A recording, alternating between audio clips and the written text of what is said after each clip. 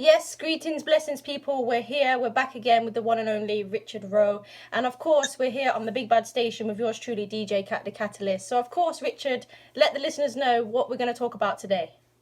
Hi, everyone. Well, I'm Richard Roe, retired English guy, lived here all my life. Got involved in some charitable work in the last several years. And I've decided to write a book called Prisoners of Beliefs, which looks at the way we actually operate, and it's very evidence-based. And it then takes various personalities in our community, wherever they're from, and it looks at their lives and then draws some conclusions about how they live and the basis on which they live, what they believe and the basis on what they believe. Yeah. The book is, my attempt is that it is honest, it's objective, and it's comprehensive. So to give you a flavour of the subjects that are covered, there's lots of things. In this reasonably sized book, the desperate need for asylum seekers who enter this country and the struggle they have, the experience fleeing across Sahara Desert, Mediterranean, Europe, and into England, European empire building, Yeah. colonisation, brutal treatment of slaves and many indigenous people, the destruction of the Cuba kingdom in the Congo by the Belgians, Yeah. decolonisation, disaster in separation of India in 1947, and the way that Haiti was treated by the French, capitalism, its strengths and weaknesses, democracy, the West pay lip service and still maintain trading relations with corrupt leaders who continue to practice the practices set up by the Europeans in the 19th century. Religion, the church's role in empire building, Yeah. the sins of the church, and the close connection between church and state, science versus religion, international business exploitation of the world's poor, modern economic slavery. The hero is a man called Kai. He's an African. He escapes from a war zone, comes over here. He goes for an interview, a Home Office interview in Liverpool. Doesn't go very well. Revolutionaries, he comes out and meets them, and they want to destroy the West. So there's a theme there.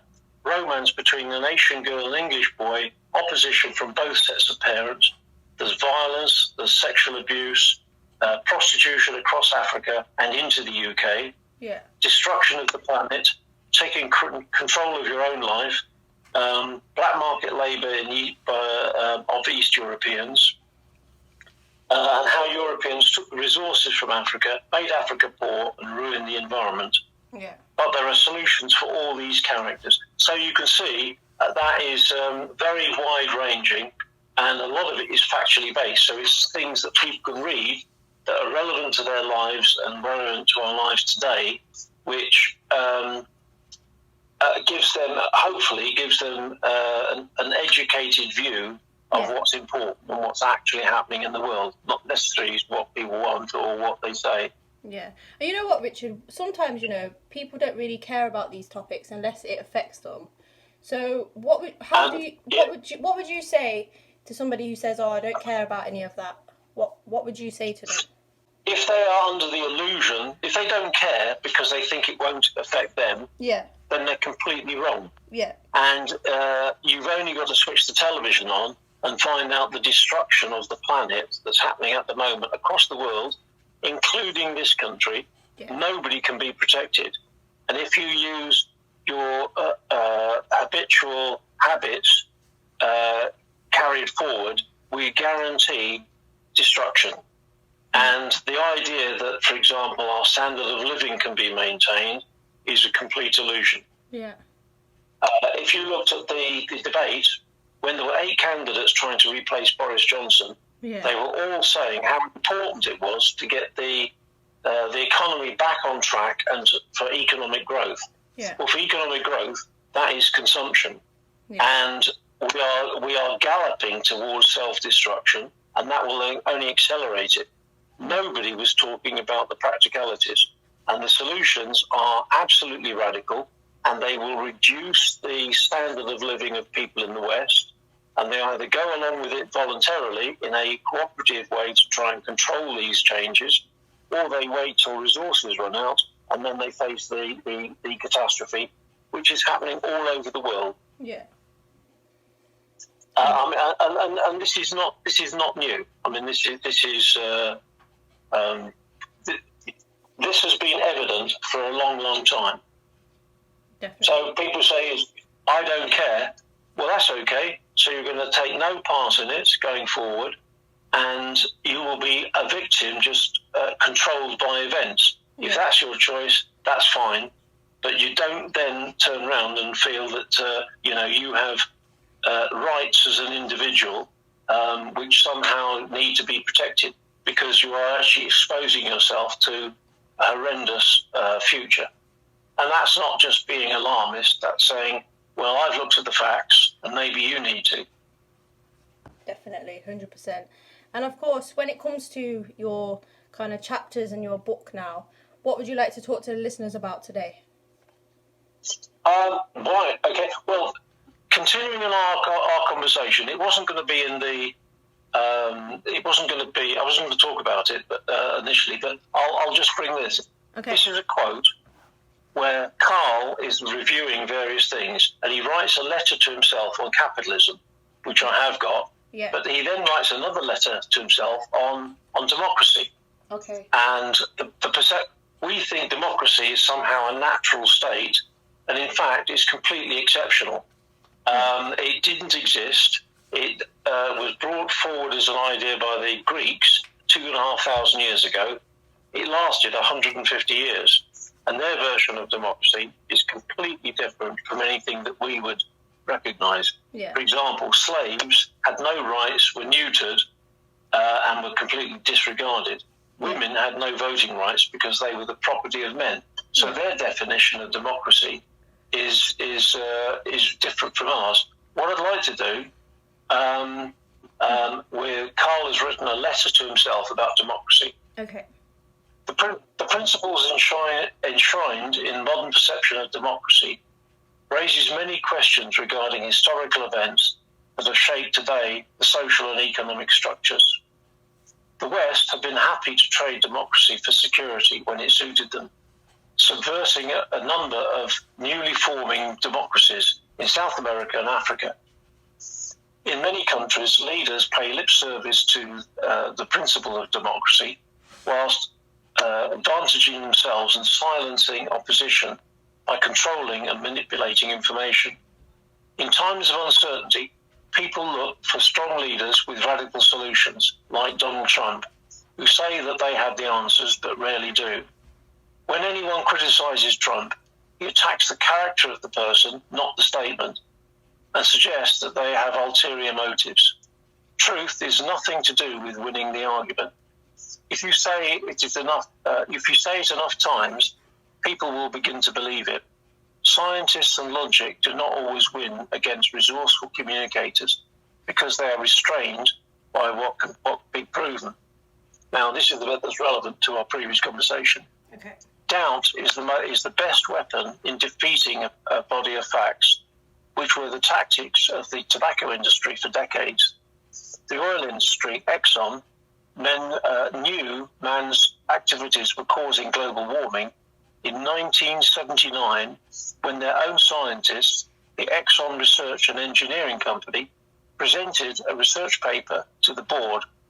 In 1988, at a hearing in the United States Senate, scientists stated that extreme summer temperatures would become increasingly common. What did Exxon, Shell, BP, Chevron, and other oil companies do? They funded the GCC and hired highly paid and very clever specialists in denial. This is on Big Oil versus the World, BBC Two. It was on the 21st of July 2022. It's part 1 of 3. The next one's on the 28th of July, and then the one after that is early August. And this is a quote. The Global Climate Coalition, the GCC, established by the oil companies, was an international lobbyist group of businesses that opposed action to reduce greenhouse gas emissions and publicly challenged the science behind global warming. None of what is happening today is a surprise to the scientists who predicted the climate changes decades ago with deadly accuracy. This is unethical, utterly lacking in integrity, and where big business undermines democracy. Now, I mean, that when you read things like that, that's shocking. Yeah. And so people who say, well, it's got nothing to do with me, and what can I do, and I don't care. You say, well, you will not be taking the actions to either support yourself or maintain the community. And when you look at things like pensions and your children and their children, they are going to have to struggle with the decisions that you completely failed to make. Yeah. And that's very sad, but it's factually correct. And the evidence there, we now know. I was going to talk about capitalism.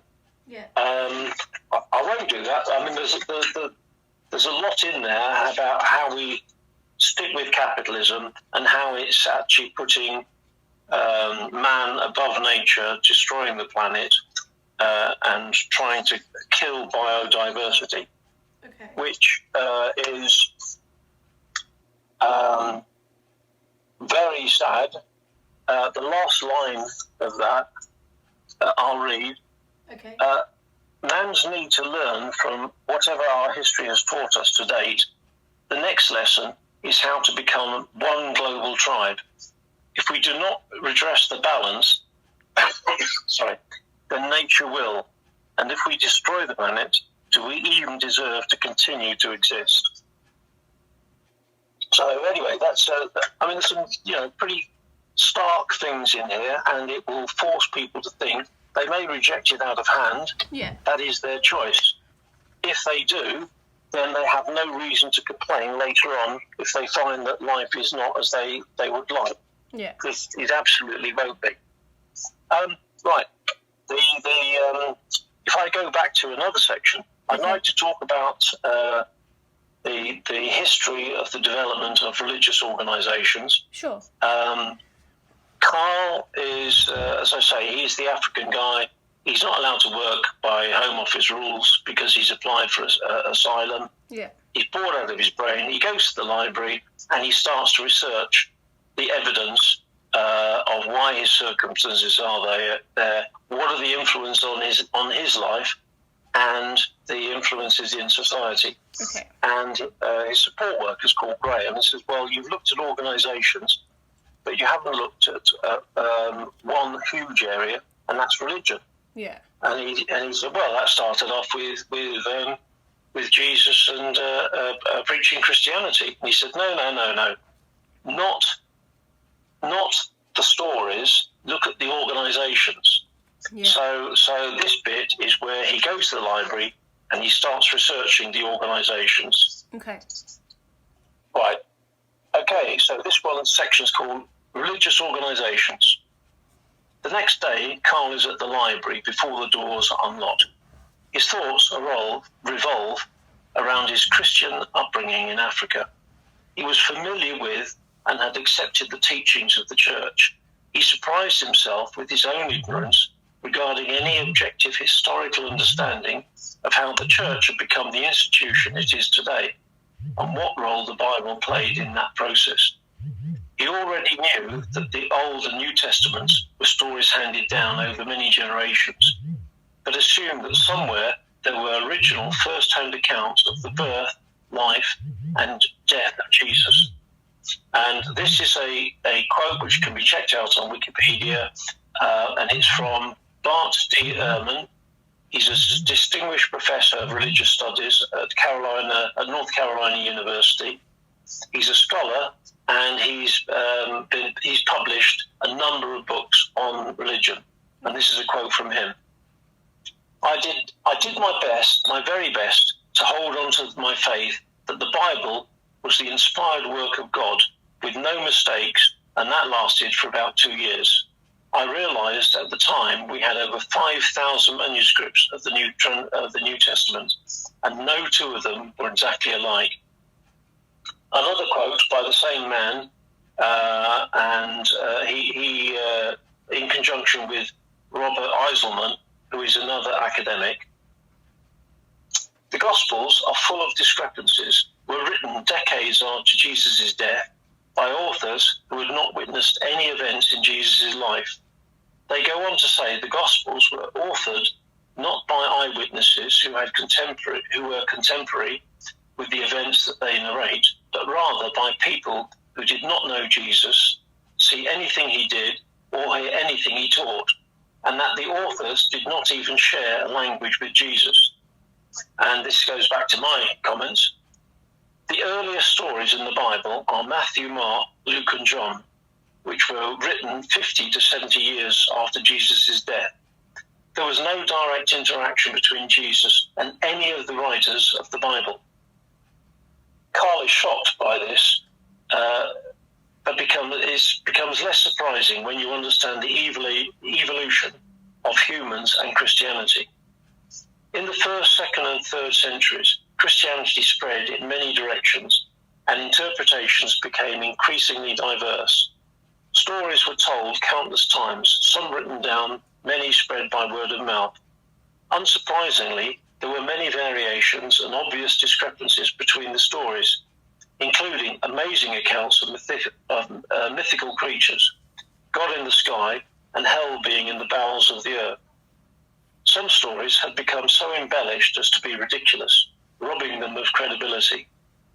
It became clear that there was a need to agree on one version everybody could use. This did not happen until 397 AD, so 400 years after the birth of Jesus. And the committee was dominated by powerful and moneyed men. This version eventually became known as the King James Bible. Academics believe that the stories selected were more influenced by politics and economics than the search for truth, with more being excluded, called the Apocrypha, than included. Having agreed the stories fashioned into a standard Bible, many of the Apocrypha stories were banned and destroyed. The Archbishop of Egypt decreed that it was heresy even to read these ancient stories. Thousands of documents were hidden, buried behind walls, in the ground, anywhere to keep them safe. Over hundreds of years, Apocrypha had been discovered, offering fascinating insights which sometimes contradict traditional teachings. Even today, fragments of ancient documents still turn up and are offered to the team at Timbuktu Library every week. You can reference that very easily. This did not stop the Catholic Church from collecting and hiding Apocrypha themselves. Indeed, under the Vatican building in Rome, there are 5 miles of shelving with ancient manuscripts and artifacts of which the Roman Catholic Church concealed their very existence until the last few decades, and still refused to allow open scholarship of these important historical documents. The Bible, once defined, was used as a document of control to dictate what people were allowed to think, say, and do.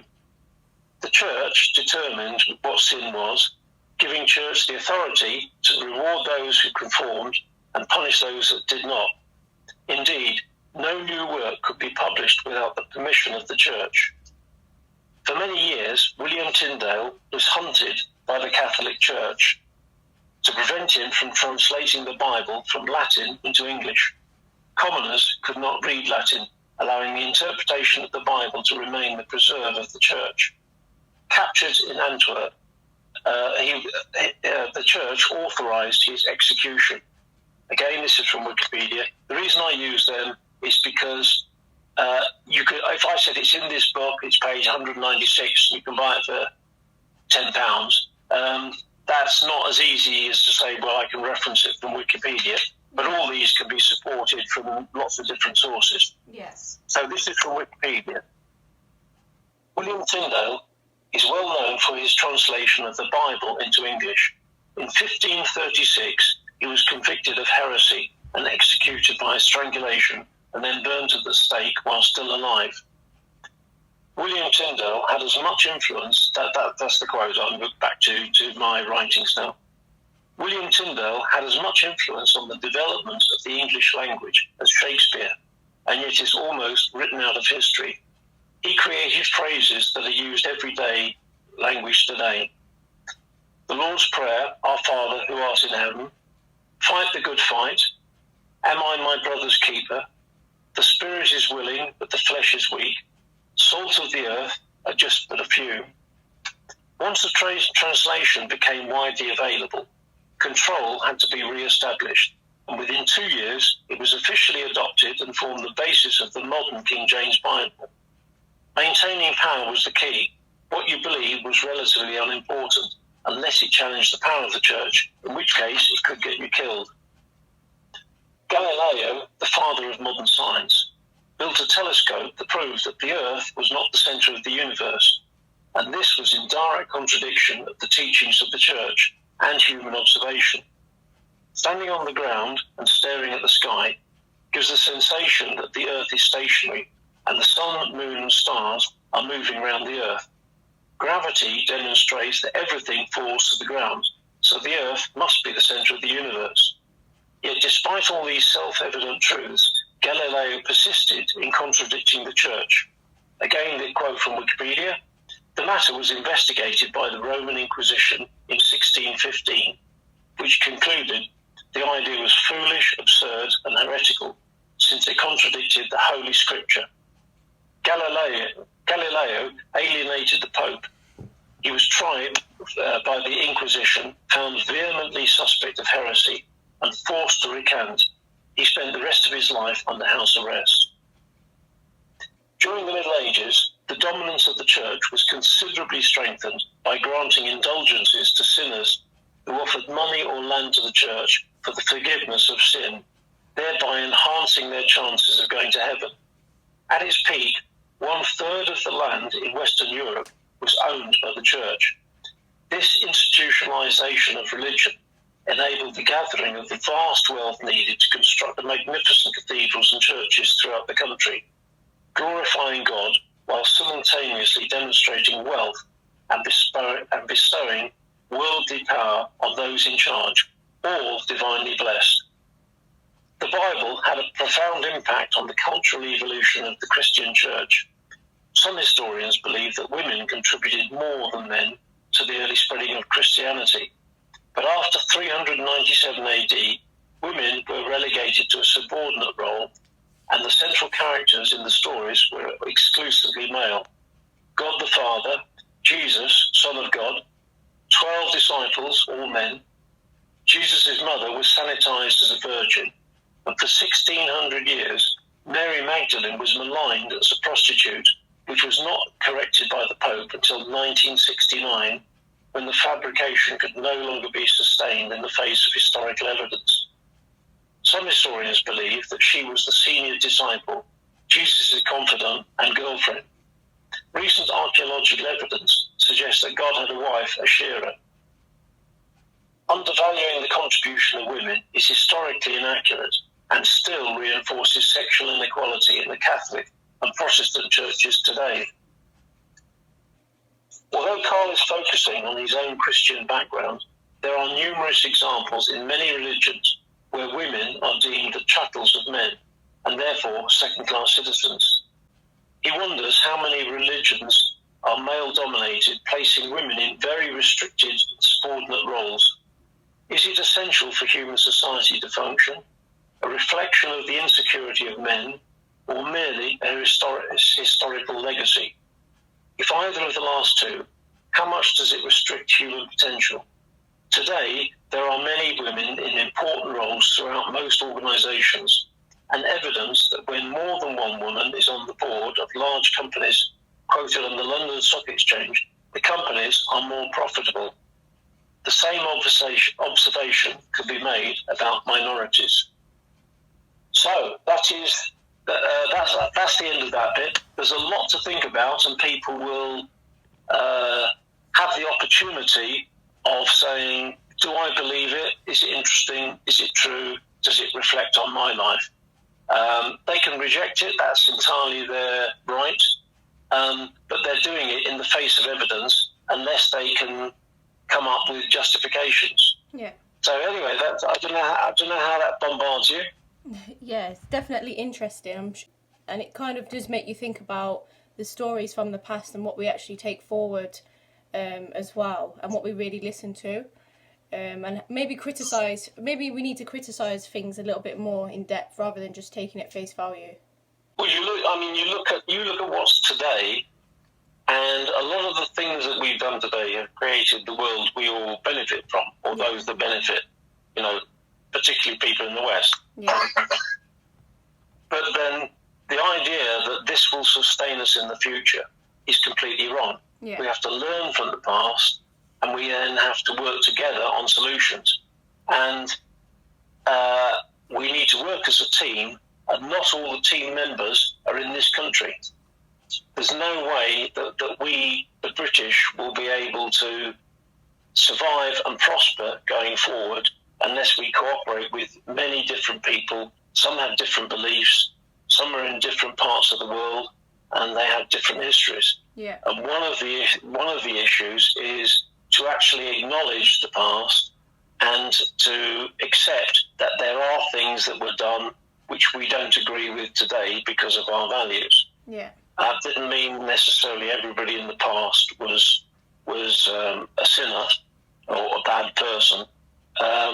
That's saying we now know we're civilized and none of the others were in the past. Well, that's unrealistic. The reality is we're all human and we live in our environments and we're created at a moment in time, and that is the basis on which we function. Yeah.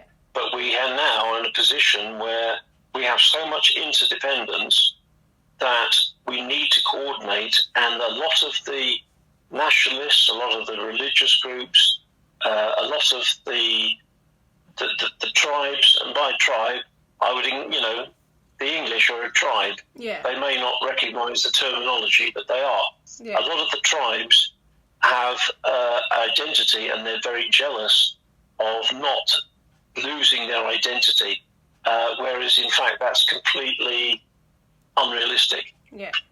Definitely. So it's very, very important, to me, it's very, very important that these things are discussed in an open way so that we then have a constructive discussion, identifying the problems, and then have courses of action where we can work together. Definitely. And thank you again, Richard, for your time and talking to us. I do appreciate it once again. But tell the listeners when your book is coming out or proposed to come out, and they can check it out. Well, the book is just about written. Okay. It will be published in September. In the next 2 or 3 weeks, so in way before the end of August, I will have a website. There'll be a blog. People will be able to buy, in September, they'll be able to buy the book on Amazon.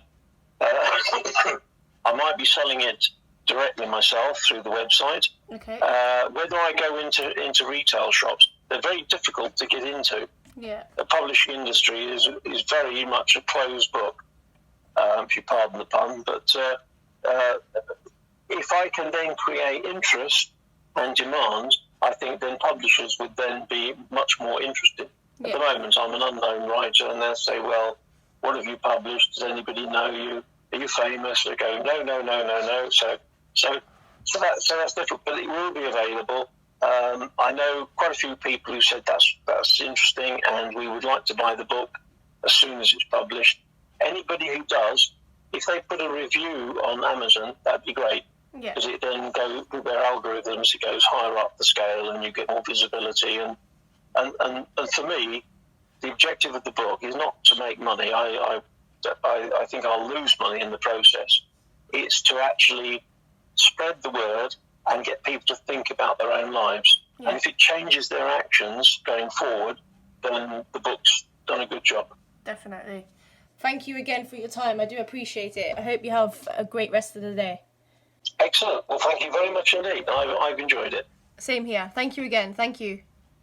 Okay. Bye-bye. Bye-bye.